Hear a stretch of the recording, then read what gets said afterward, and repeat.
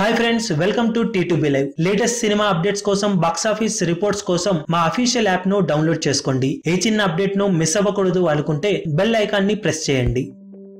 Sankranti season మొదలైంది.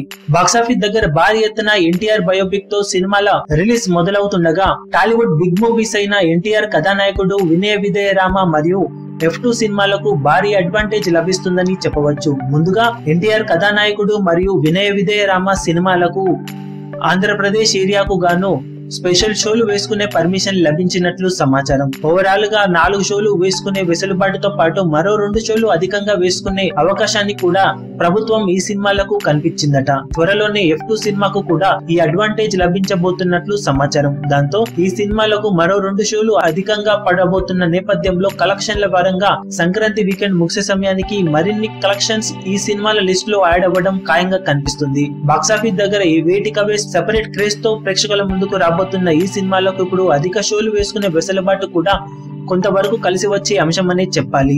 సినిమాకు positive talk సొంతమైతే ఖచ్చితంగా ఇది భారీగా హెల్ప్ అయ్యే అవకాశం ఉంటుందని చెప్పాలి.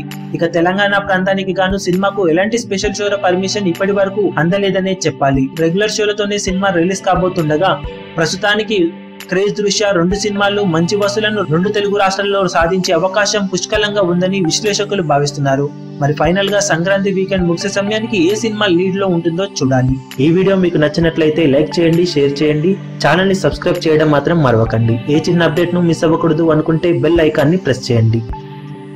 లేటెస్ట్ సినిమా అప్డేట్స్ కోసం, బాక్స్ ఆఫీస్ కలెక్షన్స్ రిపోర్ట్స్ కోసం మా అఫీషియల్ యూట్యూబ్ ఛానల్ ను సబ్స్క్రైబ్ చేసుకోండి. ఏ చిన్న అప్డేట్ ను మిస్ అవ్వకూడదు అనుకుంటే బెల్ ఐకాన్ ని ప్రెస్ చేయండి.